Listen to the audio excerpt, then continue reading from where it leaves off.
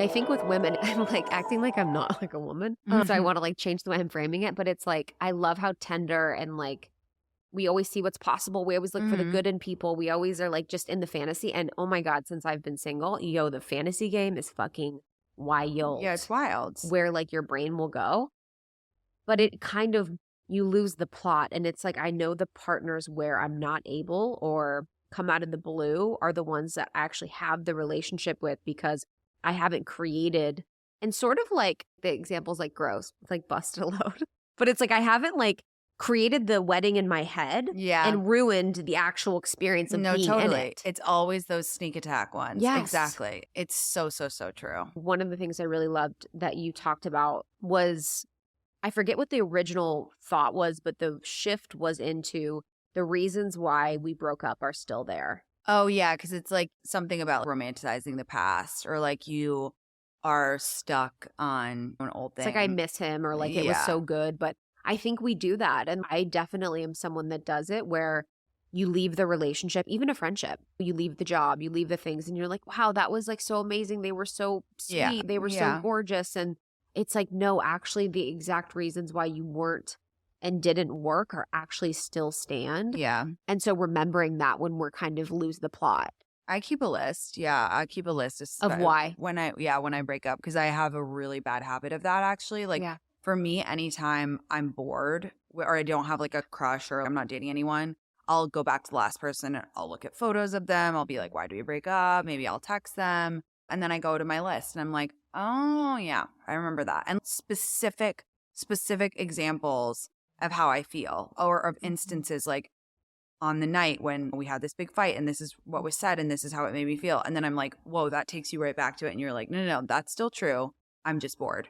Again, labeling what's going on is like the biggest, it has emancipated me from a lot of like loops, because you just are like, oh, this is what I'm doing. This is what my brain is up to right now. It's not something that's like wild and crazy. My brain is just bored. And so I'm going. Yes. And that basically, the labeling is like coming out of the actual experience of you being like, oh my God, they were so amazing, and pulling up and being like, whoa, what is happening right now? Exactly. That's You're like lonely. mindfulness. Yeah. And like even on the book tour, like when I was traveling, like every night, even though it was so amazing to meet all of my girls and everything, it's like kind of lonely to be like on plane every day and whatever. And hotels? Hotels. The loneliest place on earth. The loneliest place on earth. Like loneliest place on earth. I was looking at all the pictures of all the exes. And I know I'm like, my phone was dry. I was not texting anyone that time. I was like looking at all the old photos, like texting my therapist. And I was like, do you think that maybe? And she was like, no, I don't.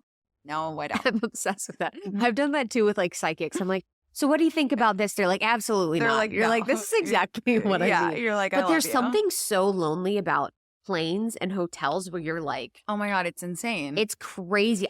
Now I feel for the men that travel 24/7 for their jobs that are in hotels all the time. I'm like, no, yeah. I travel an absolute shit ton. Yeah. And it has been making me a little lonely. So I'm really committed now this summer to like spending big chunks of time places, because I have been lonely. Because it's like, you're not only lonely because you don't really have time to date because you're never in the same place, but you're also like not in a good rhythm with your friends.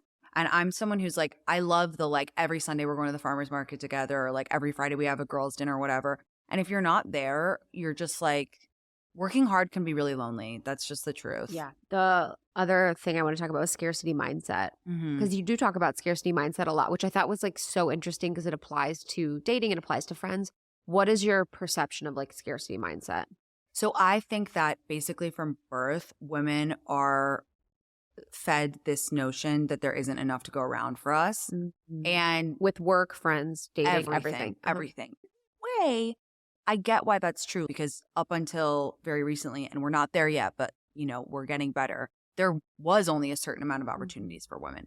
But in terms of like joy and friendships and relationships and even feeling good about ourselves, it is not us versus them. It is not you versus your girlfriend. It is you against yourself and against the world. And scarcity mindset can manifest like jealousy. It can manifest like not feeling happy when your friend has a win. I love the mantra, her success is not my failure. And this is something that we all have to unlearn, because from the time we grow up, it's like, I mean, think about it. Like in the magazines, it's like, who wore it best? Angelina versus Jen. her versus her. I even think with the Haley versus Selena thing, I'm like, oh my God, no one was talking about like Justin's role in anything. No one is talking about him at all. Yeah. It's like I always think about like how no one talked about how Brad Pitt like literally cheated on his wife. It was like Angelina versus Jen, and it's like, what are you talking about? Like, why are we talking about the man who cheated on his wife? He just got off completely free of that. There was like not one negative headline about him. It was all about these two women like battling it out over him. And it's such a harmful stereotype to feel. And it's why women feel competitive with each other. It's why, you know, you do get that knot in your stomach the first time one of your friends gets engaged, because you think that that has some effect on your life, but it doesn't. It doesn't. And the most powerful thing you can do to combat scarcity mindset is to learn how to feel your friend's joy in your bones. When your friend gets a new job, when your friend gets engaged, when your friend gets pregnant, feel like it happened to you. Feel literally, I'm like visualize like on a almost psyche, like weird level, be like that happened to me. And that's how happy you should feel, because it's like a win for everybody. And it doesn't have any effect. Like your friend getting engaged doesn't mean you're not going to get engaged. Doesn't mean you're not going to get a boyfriend. And the more you learn that, the happier you'll be, I promise. Thank you so much for tuning in to Morning Microdose by Almost 30. We hope you enjoyed waking up.